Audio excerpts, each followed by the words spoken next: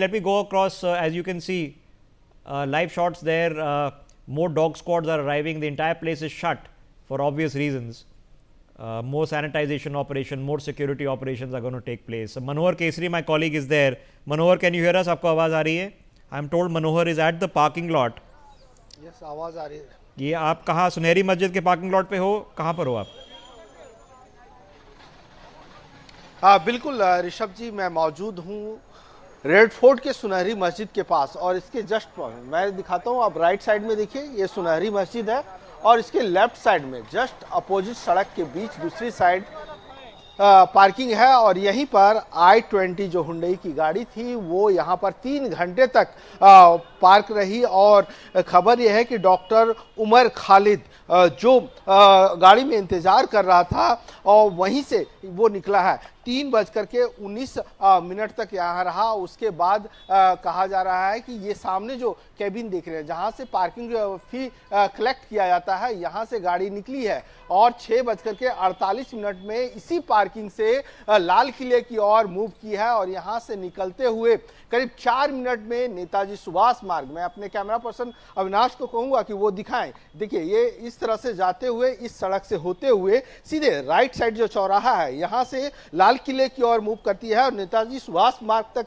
पहुंचती है. तो 6:48 में इस पार्किंग से गाड़ी निकलती है और 4 मिनट में यह धमाका होता है. बताया जा रहा है कि डॉक्टर उमर खालिद ही उसमें सवार था और अकेला उसमें सवार था. और जो डेड बॉडी है वो डेड बॉडी जो है सो लोकनायक अस्पताल में है. और क्या उमर खालिद की मौत हो गई है, इसकी जांच जो है सो चल रही है. बॉडी उसकी आइडेंटिफाई हुई है या नहीं हुई है, इसकी भी जांच चल रही है. क्योंकि लोकनायक अस्पताल में जो 8 लोगों की मौत आधिकारिक तौर पर पुष्टि हुई है, जो ब्रॉडेड गए थे, उनमें से 7 बॉडी अभी भी आइडेंटिफाई नहीं हुई है. उनका डीएनए टेस्ट कराया जाएगा. तो ऐसी स्थिति में जो i20 कार थी वो कार यहां से निकली और इसका कनेक्शन फरीदाबाद मामले में है. जिस तरह से फरीदाबाद में आरडीएक्स बरामद हुआ, बताया ये जा रहा है कि यही i20 कार जो है फरीदाबाद में सितंबर में वहां पर थी और पार्किंग को लेकर के झगड़ा हुआ था. सूत्रों के मुताबिक ये भी है कि ये कई लोगों को बेची गई गाड़ी थी और फर्जी डॉक्यूमेंट बना करके बेची गई थी. तारिक, जिसका पुलवामा कनेक्शन है, क्योंकि डॉक्टर मुजम्मिल जो फरीदाबाद से गिरफ्तार हुआ और डॉक्टर उमर खालिद ये कश्मीर के रहने वाले हैं, तो ये सारे कनेक्शन जो है एनआईए, एनएसजी ये सभी चीज देख रहे हैं. कुछ ही देर में जो है सो केंद्रीय गृह मंत्री अमित शाह जो है सो हाई लेवल की बैठक करने वाले हैं और इस बैठक में आधिकारिक तौर पर एनआईए को सौंप दिया जा सकता है. Okay, Sanjay ji, let me come back to you. Thank you, Manohar. We'll come back to you as you have more information once the meeting is over. We are going to expect a statement from the Home Minister once the meeting is over. We'll stay tuned for that. Sanjay ji, so Pulwama is where this Mohammad Umar is from. Okay, he has got this car. We know that he was in Faridabad because a challan exists of this car in Faridabad. The police are assuming, and of course they have access to the interrogation of the doctors they've done as well. So it's all the same module. He slipped the net. Okay, now he's got this car. Okay, and as you speak, in fact, you are watching them recover the pieces of the car. That is the actual logo of the Hyundai car which has just been recovered by the FSL. That's the steering wheel. Okay, as you can see, the forensic guys are putting their gloves on. They're recovering the steering wheel.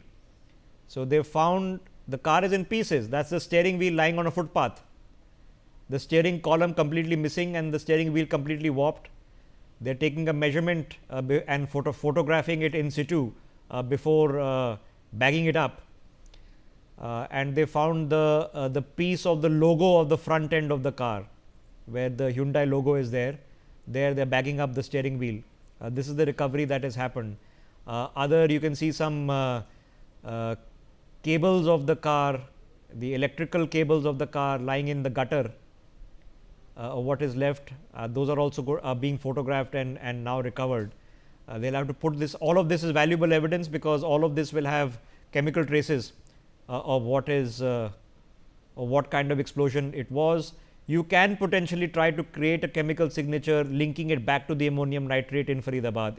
It's not 100% for sure, but that's it. That's the part. You can see the constable there. They're taking the photograph with the measuring tape. That's the Hyundai logo of the i20 car. Little pieces of the car that are left. Let me get Sanjay Sai back in. Sanjay Sai, obviously we're absorbing a lot of things that are happening simultaneously.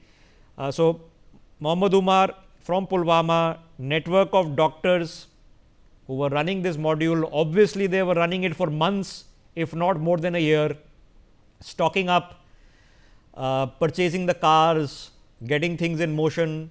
They knew exactly what they were doing. They knew how to do it undercover. They were operating pretty proficiently given the security situation in the country, where, let's face it, if you're a doctor from Kashmir living in a different place, you do concern yourself with scrutiny, but they've been operating proficiently for some time.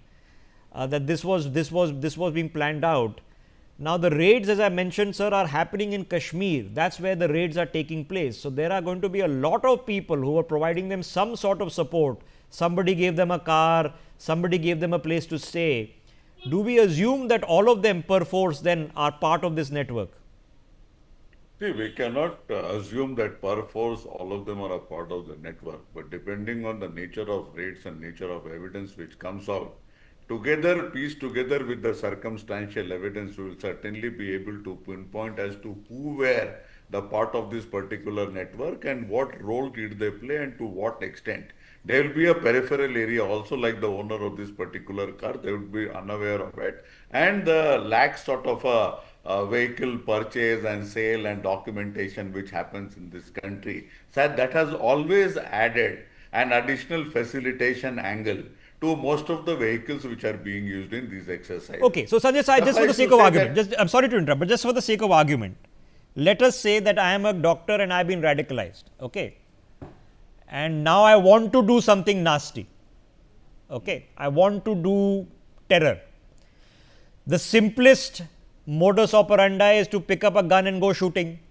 So this man had a rifle in the medical college in Anantnag. He could have just gone and shot up a classroom, shot up an auditorium. But they go, no, we are actually going to make car bombs. Now, does that require training? Does that require planning? So my question to you is, does it require somebody instructing you what to do? Buy a car with a Haryana number plate. The car should be a CNG car. It should be roughly these many years old. Does it require somebody from a playbook to come and tell a doctor, or can just 4 doctors sit together and from reading a book plan out terror attacks like this? I will certainly repeat once again. I've been saying that this is a part of a bigger logistical expertise, skill-based, planning-based, premediation-based, execution-based strategy. So it is a whole enterprise in operation. It is not 4 or 5 doctors who are doing this whole thing. These people have been radicalized to an extent that they are able to, capable of, or brainwashed, that they become the face of the whole module and do primarily things which is, we can call it as the leadership sort of activity in this particular module. Suffice to say that there is enough amount of training given to them regarding what they are to perform. There would be further training given. It is basically a skill-based exercise. It's not that one person does from beginning to the end. And there are people who can plan it beginning to the end, but there will be lots of other resources which are put in place. The main element of success of this whole exercise is that these doctors have been radicalized to a level that they are ready to do anything and everything. And it is one of those slippages, as you have been talking about, of Dr. Adil Ahmad Rathar. So that led to one after the other things getting opened up. I am still very, very skeptical about the fact that whatever has been busted is the whole component of the terrorist operation which has been going on. I think we are at the tip of the iceberg, and I am also convinced that the large amount of this nature of movements would have happened earlier, or there are stockpiles which we have not been able to lay our hands on.